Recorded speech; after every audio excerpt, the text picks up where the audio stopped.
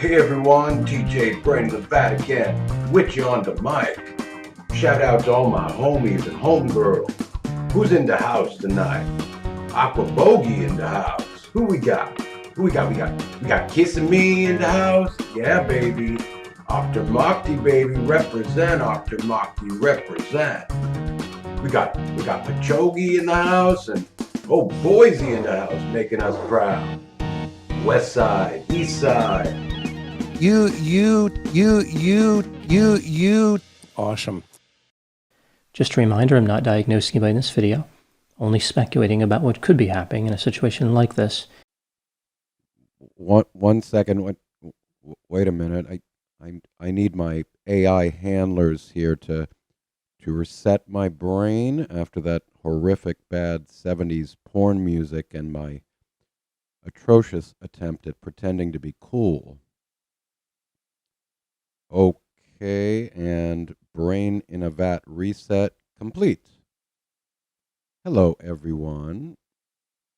That was really awkward. I'm so sorry for putting you through that oral torture. But, well, my friend Fish McDonish just lent me a new toy. It's this board thingy which Karen gave him and that he tried out on the interview room for that Emotional Arsonist show. I guess I was just trying to get my DJ Jazzy Fish on and hoping to pick up some of those fancy broadcasting moves from Just Joshin'. So, sorry for the delay in releasing a new video.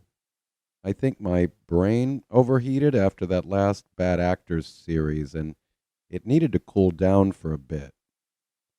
The cerebral spinal fluid in my vat was boiling for like a week. So I've been vacillating a lot on what I wanted to do with this video. I originally had one idea, and then that morphed into a different idea, which morphed into a new one after that. In fact, many of my videos so far have been exactly that. The final product was very different from what I had set out to do. And just a general note on finishing things, and I don't know, maybe it will resonate with you. You know how with a lot of things we do in life, often we look back at a finished project or something we did, and we realize that it was far from perfect, that we had to make choices and trade-offs, choices to try some things and choices to not try others. And even things we just completely forgot we wanted or needed to do. I think the problem with aspiring to perfectionism is that you end up obsessing too much, and more often than not, you simply lose productivity. You get frustrated, or even quit altogether. So we're all sort of destined to fail at everything if the goal is perfection. We probably need to try to be more honest with ourselves, know our limits, compromise, and then try to not beat ourselves up too much. We all do the best we can, and hopefully that's enough. So never give up. Try not to be too hard on yourself. And maybe the most important thing is to stick to your guns. Don't sacrifice your principles or your integrity simply to please someone else, especially those who likely don't have your best interests at heart. And inversely, if you have the impression that something you've done really makes you proud of yourself, that you really did a good job, and that you find yourself temporarily on the top of the mountain for a brief moment, stop and take a breath. Appreciate the view for a bit. Enjoy those fleeting and rare moments. In life, I think we spend far too much time in the valleys, constantly longing to reach the peak. So, all of that philosophy stuff aside, today we're going to talk about bad science and bad deductive logic. We're going to talk a bit about how to present and discuss science responsibly. And we're going to talk about how people use science to prop up their bad ideas. Also, if you stick around until the end, I have two surprise guests to introduce you to. Fish McDonish's Conscience and Sigmunda Freud, an AI psychiatrist who's going to try to make a diagnosis for us. So, part of this anti-intellectual movement that I'm always on about, this post-truth era, my revenge of the layperson thesis, includes a lot of anti-science attitudes and conspiracy theories. And that's something I've tried to contend with the last decade on my science and philosophy forum. And it's quite tiring and, well, frustrating. But no one really doubts the power of science when push comes to shove. Look around you. With possibly the exception of any carbon-based life in your vicinity, like friends, family, and pets.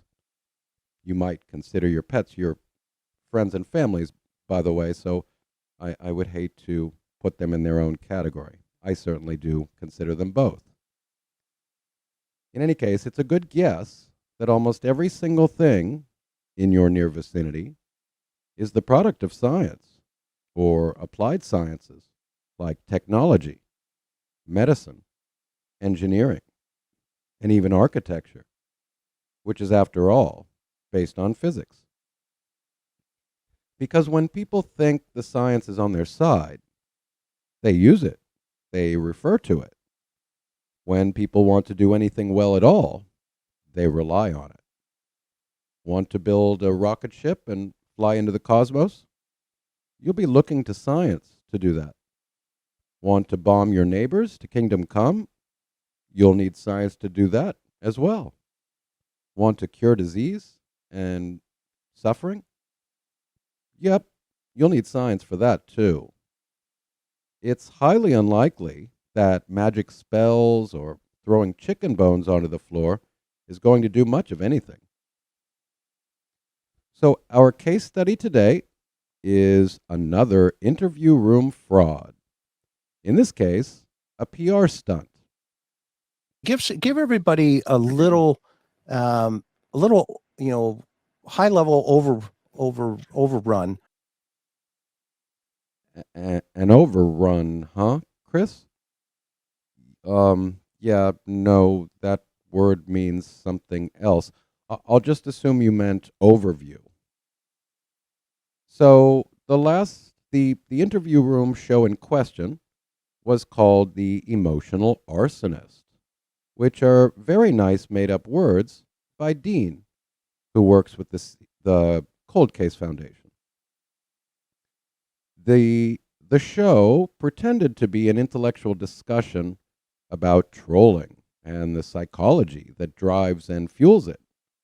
It pretended to have guests who could speak authoritatively on the science of this behavior and to represent it correctly. And it pretended to highlight the evidence which describes and explains it. But it failed miserably on all counts. Well, let's just let Fish get us started.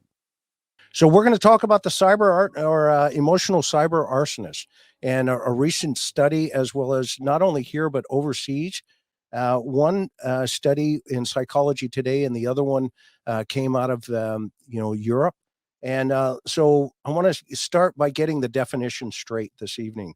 An internet emotional arsonist, also known as a troll, is someone who comes into a discussion and posts comments designed to upset or disrupt a conversation.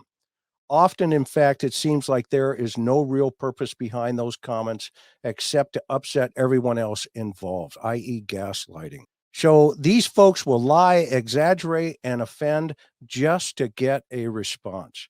In a recent study, it was discovered that they are actually horrible people, according to the doctors and the psychologists.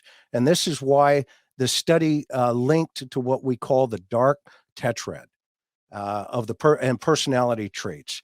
Our goal here tonight is to discuss how these personalities are impacting criminal investigations and victims of crime and why it is so dangerous. And I could not think of a greater panel to put together. So this panel was claimed to have a star-studded list of experts, but after having watched it, I find that claim highly debatable. It seems more likely that that was just an appeal to authority fallacy, which didn't really live up to the billing. Were there any scientists on the panel? Psychologists? Psychiatrists? Neuroscientists? Just some cops, right? Just some cops that all work for the Cold Case Foundation that Fish works with. Not sure that that cuts the mustard or qualifies as experts on psychology or trolling. And no, an emotional arsonist is not also known as a troll. You guys just made those words up for the show. By the way, I was very interested in the studies that were referred to. I wanted to go read them and find out if I've already read them, actually. I never did hear them cited, and I couldn't find any links in the video description either. I found that odd and sort of telling. Normally, that's the sort of thing that you would include if you were discussing a topic and basing your arguments and claims on science and scientific research. You see, on SCTS, we've been discussing the topic of online trolling from various different angles and referring to a lot of research as well. So I'm wondering if any of these references might be the ones that he was talking about, ones that I've referenced before. And here's a few. Note the dates going all the way back to 2012. These are just a few of our posts on the topic, among literally probably dozens discussing the phenomenon. And I'll link some of them in the description below. Like this one from 2012, which discusses trolling in the context of anonymity and physical distance.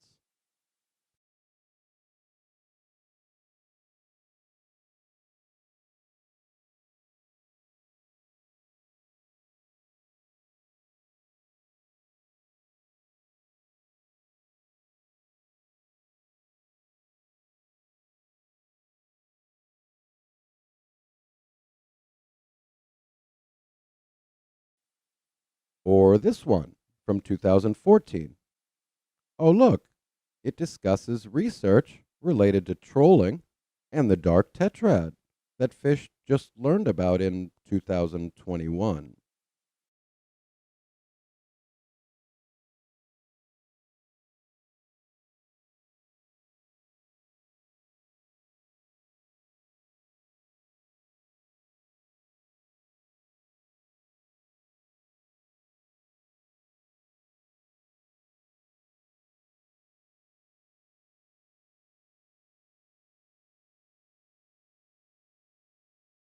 Or this one, also from 2014, where I attempted to coin and qualify a couple different types of trolling.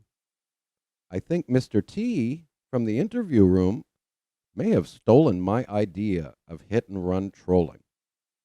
Notice how I end the caption with skepticism? that we require more than just a single study before we rely on truth claims made in research?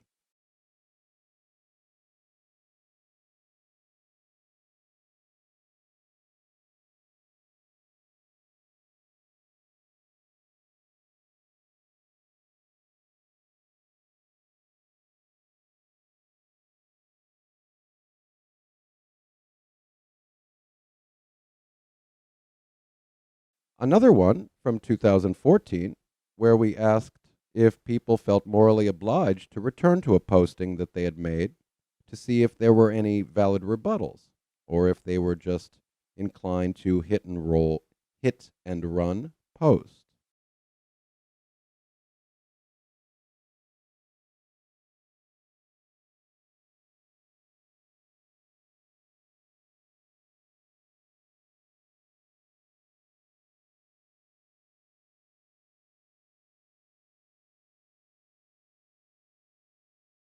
Here's one from 2016, where I was taunting and baiting trolls, as Joshin would say.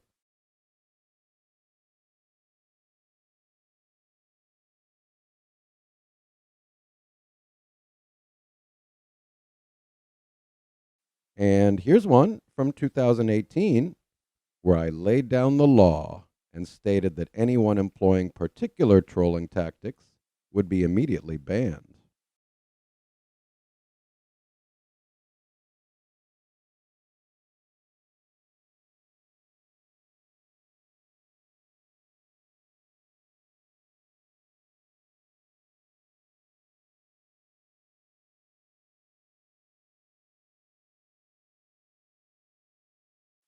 Here's one from 2019, where I discussed the difference between poing, trolling, and satire, and how to distinguish between them. It's almost like the topic of trolling has been long researched and discussed for quite a while now, and not simply a topic about any correlations with the dark Tetrad personality traits. Trolling is more complex than any single article in Psychology Today can purport to explain, or even a troll Supercop on his YouTube channel.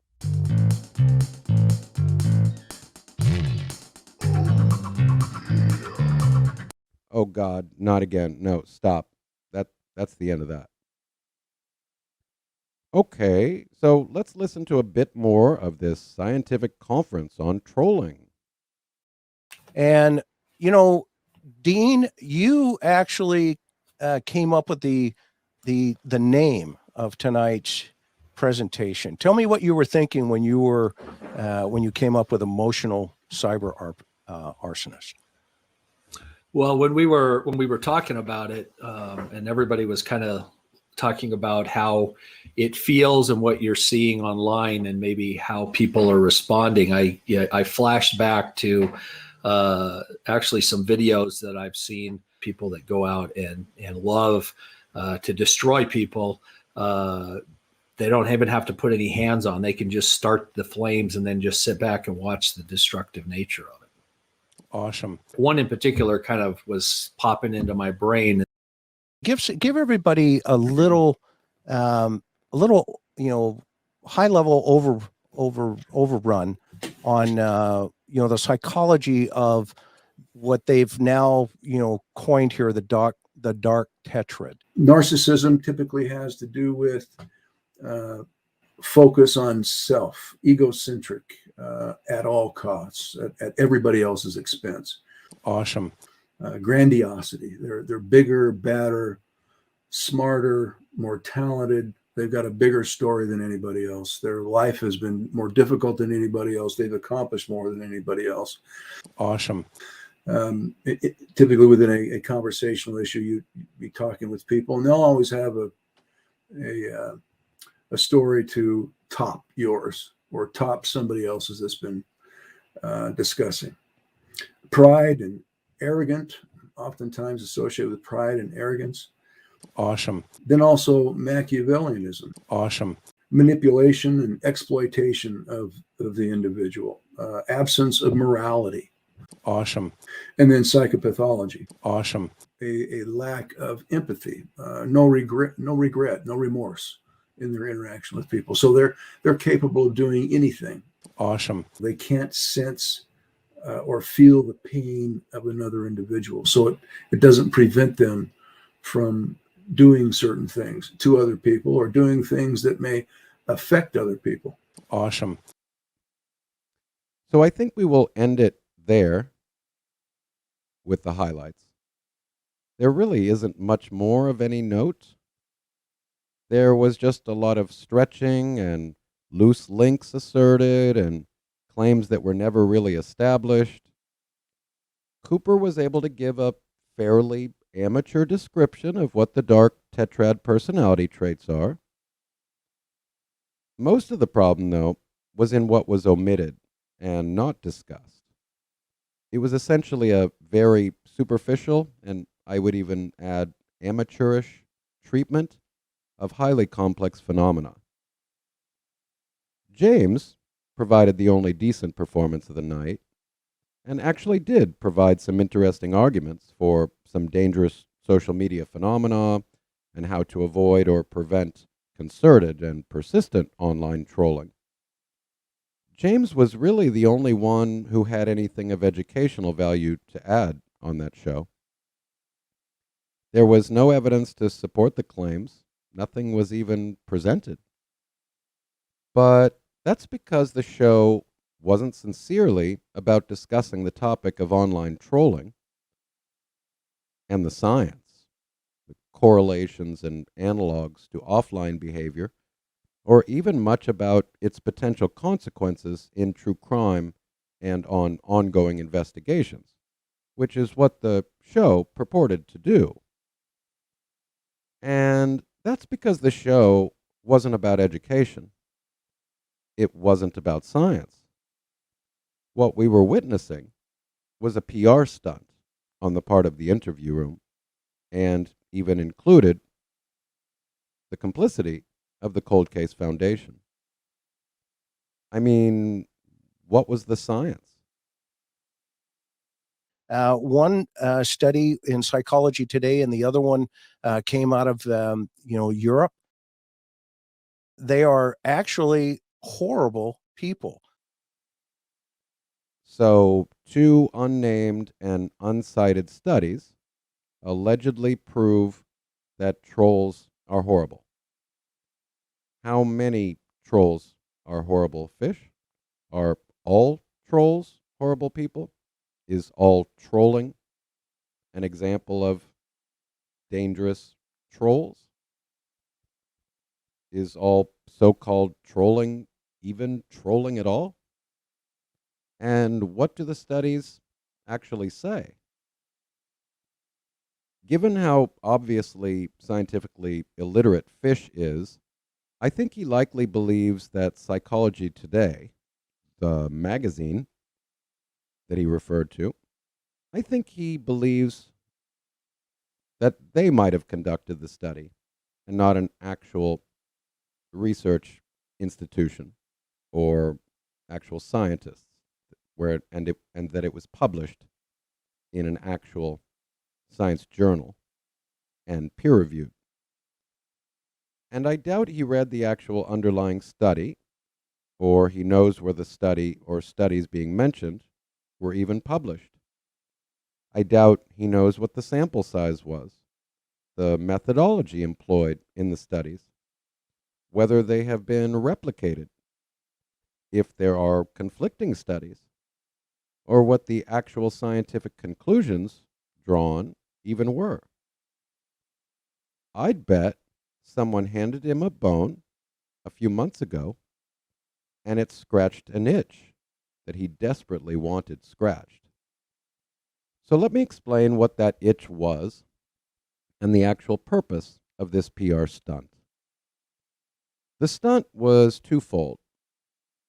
You see, the Cold Case Foundation is in damage control mode after 3 recent and successive Chris McDonough scandals that many of us helped to reveal and expose, with the mobbing and false accusations against AK Rocks, Jamie Wilson, and Nomadic Trek, which led to real-life consequences and thousands of death threats, as well as bringing back to light the egregious law enforcement behavior in the Stephanie Crow case, and McDonough's involvement in that case, and his ongoing denial and misrepresentations from both himself and his clown posse apologists who make fools out of themselves on camera in his place, and possibly because he is afraid of further lawsuits.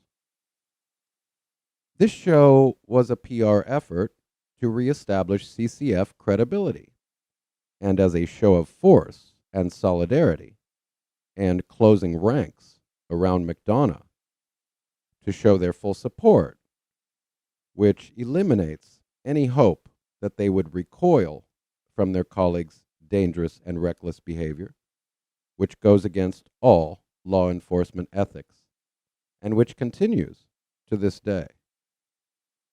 And the second function of the show was the realization of a pet project which had been in the mind of McDonough since at least Linda's show on It's a Crime in early August.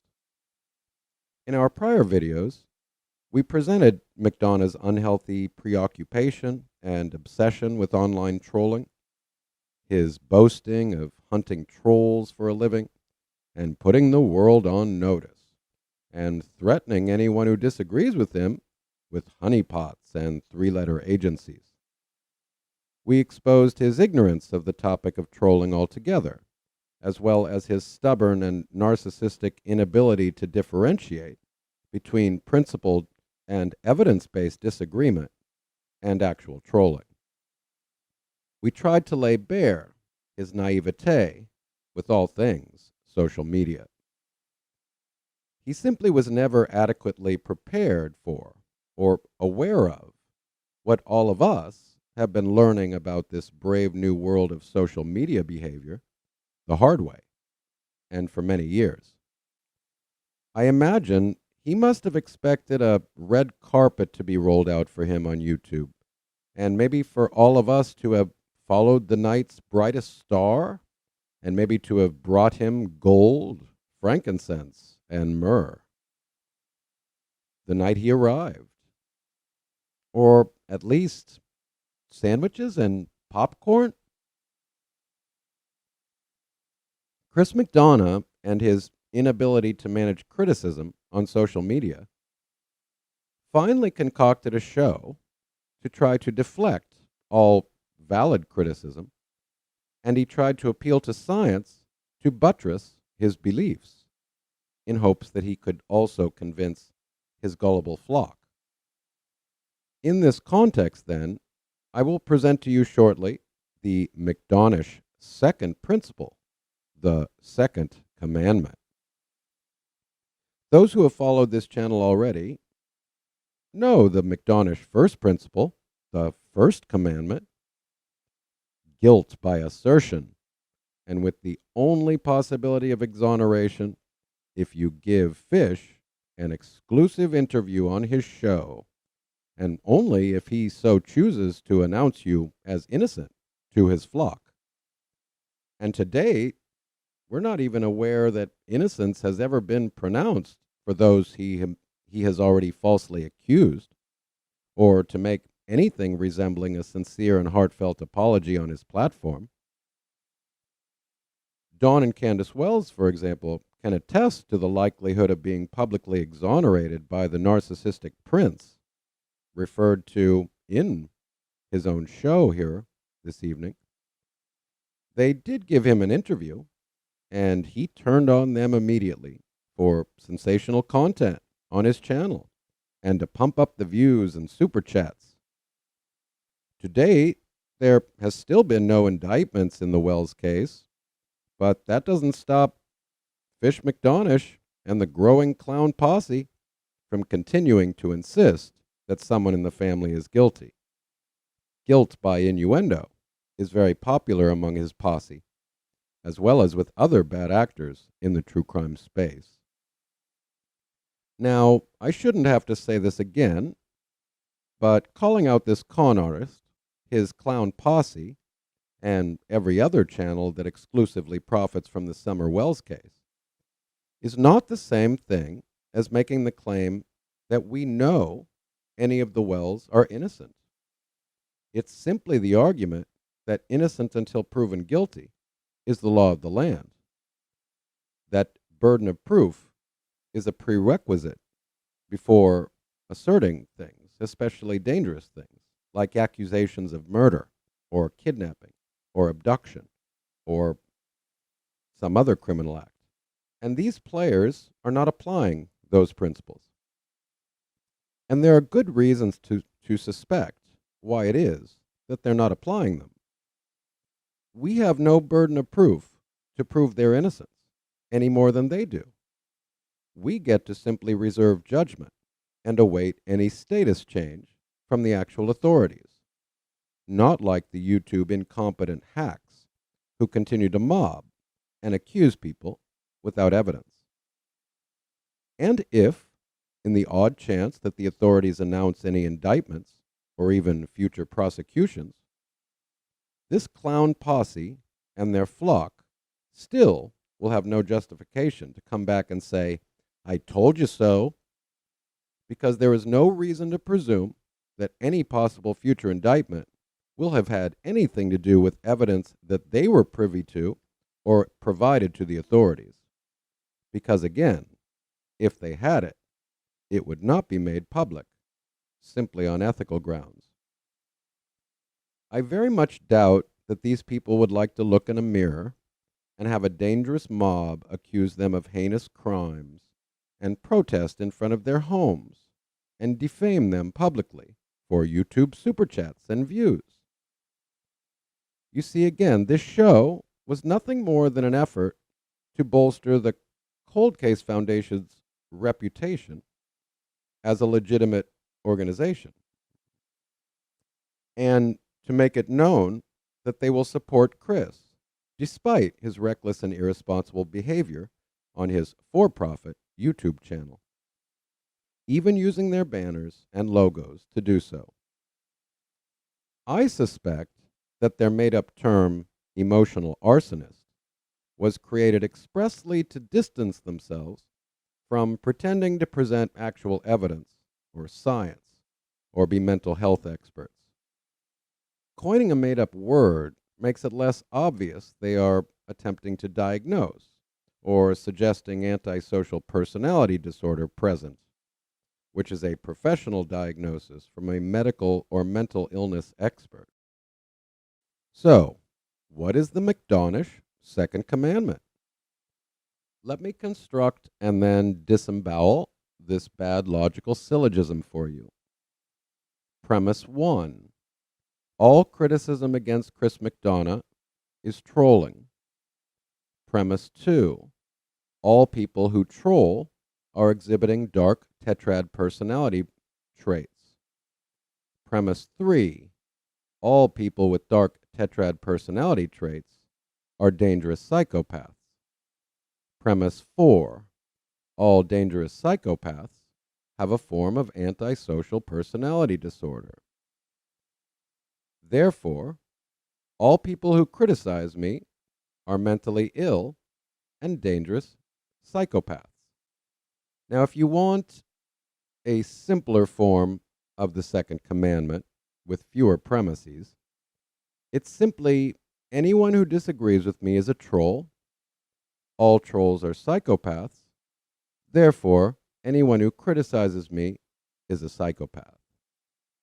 This is horrific and fallacious deductive logic. The show was made to pretend that science supports this fallacious syllogism and flawed conclusion. In logic, a syllogism must be both sound and valid, and the premises must be true. If those conditions are met, the conclusion follows logically. The problem is that the argument is neither sound nor valid, and the premises are demonstrably not true. All criticism is not trolling. All trolling is not indicative of the dark tetrad personality traits. All people with some degree of dark tetrad personality traits are not dangerous psychopaths. All people with some degree of dark tetrad personality traits are neither necessarily dysfunctional, nor do they have any record of criminal behavior. Therefore, the conclusion that any criticism against Chris is the consequence of some psychopathology, the other dark tetrad personality traits, or antisocial behavior, is false. And by the way, did you notice that they never did cite any studies by name? They never even linked the Psychology Today study referred to in the show, even the original one that he discussed on Linda's show. I suspect that is because a reading of any of the various studies on the topic, or any proper understanding of psychiatry, psychology, or science, would ever make such a claim. What we witnessed the other night was not only bad logic, but bad science as well.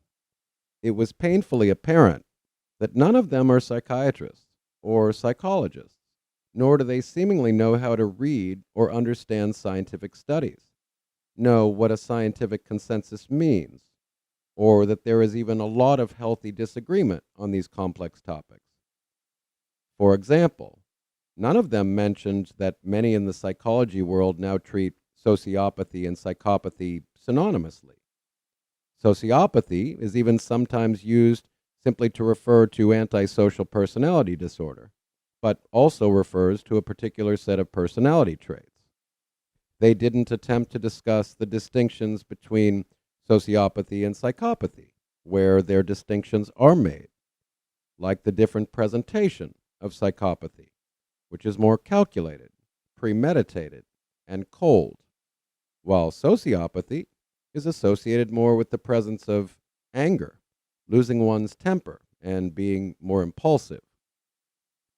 The fact that psychopathy does indeed have genetic markers was not discussed at all, and is considered to be highly influenced by heredity, or that sociopathy may lean more toward the consequences of nurture and experience. Cooper did mention that, but ignored that to many in the field, as sociopathy is often treated synonymously with psychopathy, there would be a genetic link. It's important to note then that the scientific diagnosis is not these personality traits. It's antisocial personality disorder, not psychopath or sociopath, as those are personality traits in this context. So Chris had his teeth in this bone since at least August on Linda's show. As a longtime science educator, watching the interview room trying to do science is equivalent to getting your teeth pulled. Fish thinks a single article in Psychology Today is not only equivalent to fact, but even absolute truth. Just like in the Nomadic Trek and A.K. Rock's fraud, he simply co-opts ideas that suit his interests. It's just confirmation bias. He has no interest in actually trying to learn about anything. If anyone was literate in science, or had a conscience and a concern for honesty, not only would they have provided the name of the study, or studies, or at least references to them in the video description, this is evidence that they were either lazy or specifically did not want anyone actually reading the studies at all. There are various studies, but most of them discuss the likelihood of people already scoring high on the Tetrad personality traits and how it correlates with an increased likelihood of online trolling. And that was omitted in the show. Why is that relevant? Because the interview room tried to imply that trolling is evidence of the Tetrad, and therefore mental illness. They have the causality backwards and upside down. The studies show that given that someone has already scored high on the Tetrad traits, they have a higher proclivity to troll.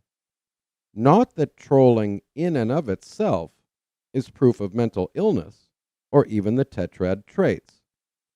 Not all people who even score high on the Tetrad traits necessarily troll or exhibit dangerous trolling behavior, or even are more inclined toward criminality. So all of the causation and correlations were misrepresented. Another obvious misunderstanding that people make is that all psychopathy is correlated with violent or criminal behavior.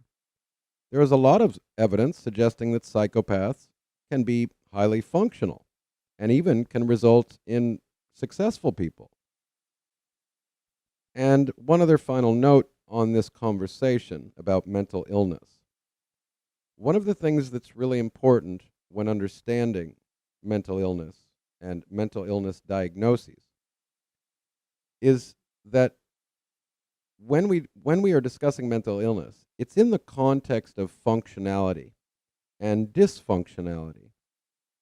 Formal diagnoses only tend to occur when it is deemed that someone has a host of symptoms, like having problems maintaining relationships, and inability to keep a job or maintain schedules, having repeated criminal issues, often going back to their youth, and other symptoms. To the extent that someone is able to live a relatively normal life and perform normal tasks and maintain normal relationships professionally and personally, we do not talk about the presence of a mental illness or any formal diagnosis. And that is why responsible mental health professionals are very reluctant to discuss mental illness in relation to particular individuals that they do not even know. If you want an example of that, think of Dr. John, a psychologist on the channel Hidden True Crime. And when he's discussing psychology and human behavior, and in the context of particular individuals, watch how careful he is when discussing the topic. He understands because he's a professional. And there's a distinction between how laypersons treat complex topics like psychology and psychiatry and how actual self-respecting professionals do. Medical ethics dictate that professionals don't comment without being able to see patient records or be able to interview them privately and in a professional setting. That is why someone like Dr. Grande tries to skirt this ethic by presenting his caveat at the beginning of his show. Just a reminder, I'm not diagnosing anybody in this video, only speculating about what could be happening in a situation like this. Most professionals are not necessarily willing to appear as though they are diagnosing strangers, especially on social media and in public. So, the lesson to be learned in this story is simply to be more skeptical of what we hear and read. We all need to be more careful if we attempt to support our preconceived notions by appealing to a superficial scientific analysis. Google will always find you something for any question you ask. Just type in whatever your confirmation bias is looking for and accept the first listing on Google as the definitive and comprehensive truth on any subject your heart desires. If you can't tell the difference between good science and bad science, between high-quality information and misinformation, if you think that one low-quality study referred to in a low-quality journal is comparable to several meta-analyses from high-impact journals, or if you literally don't even know the difference between a blogger's opinion and an actual scientific study, you will constantly be misinformed and in turn likely will continue to misinform brains downstream from yours. So now I'm going to give you a bit of insight into the life of a scientific skeptic, what we do every day, and how we approach truth claims. And I have a perfect case study for you on the topic at hand. So maybe you've heard people assert that a high percentage of CEOs are psychopaths. Many consider this true. I've certainly heard it many times over the years. And if you weren't skeptically inclined and you were to type psychopaths and CEOs, You'd find something like this with pages of references, which could easily convince you. But let's dig a bit deeper. As it turns out, the claim of 1 in 5 CEOs being psychopaths comes from a single paper in a publication called Crime Psychology Review. And guess what? This paper was retracted.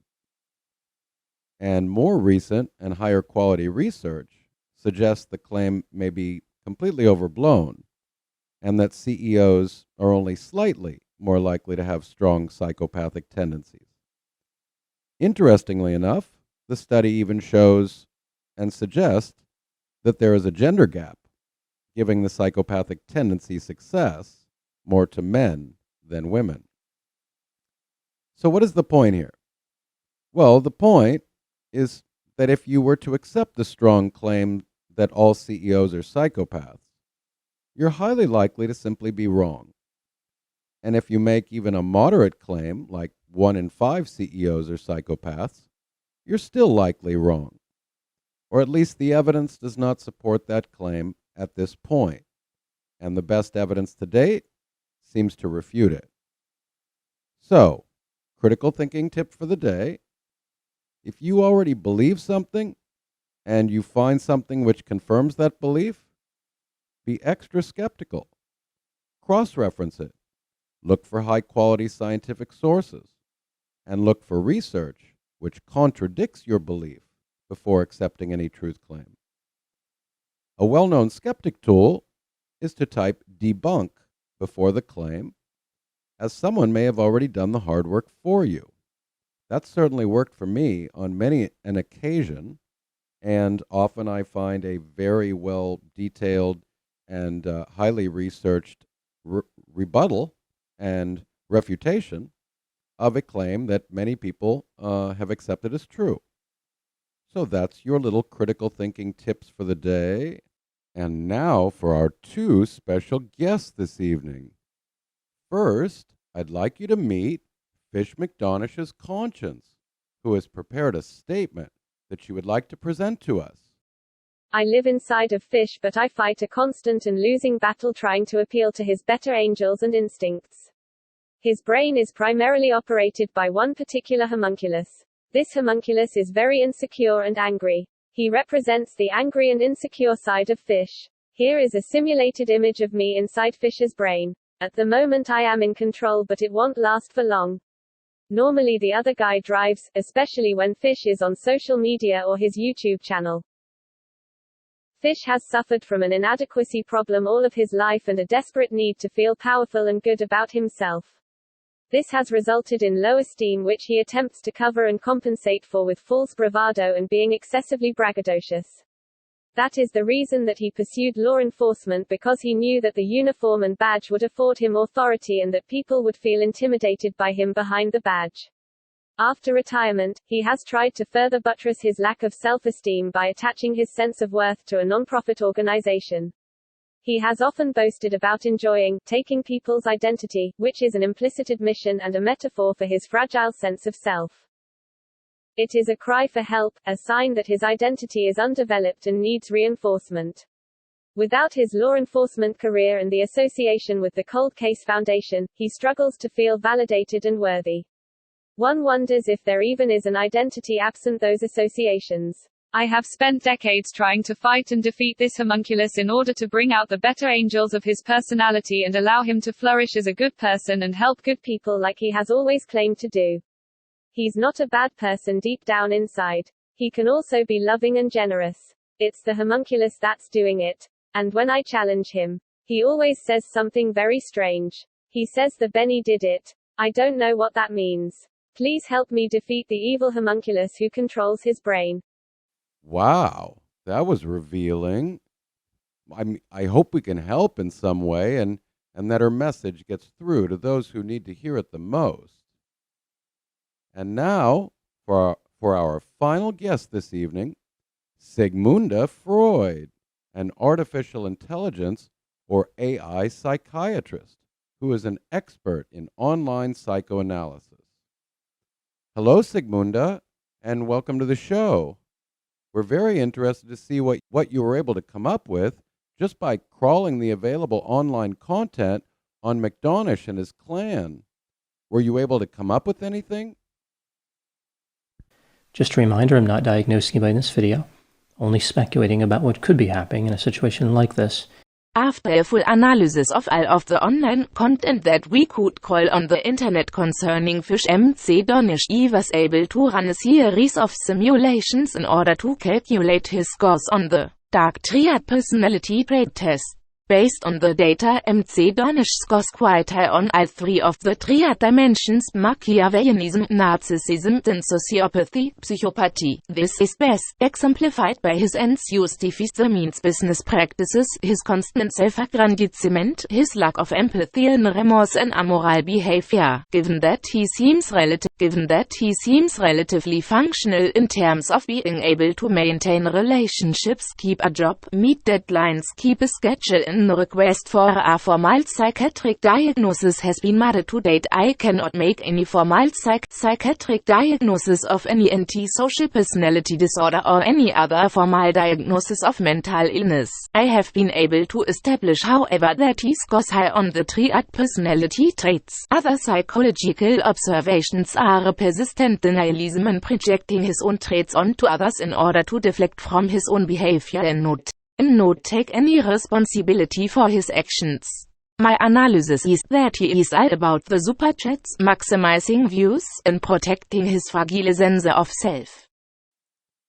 Wow, Sigmund, you really nailed it. I'd sort of like, you to give me a psychoanalysis on my personality as well, but after that, I'm a bit worried what your diagnosis would be. Well, anyway, everyone, that's all we have for tonight. I hope you enjoyed the show, and à bientôt, mes copains.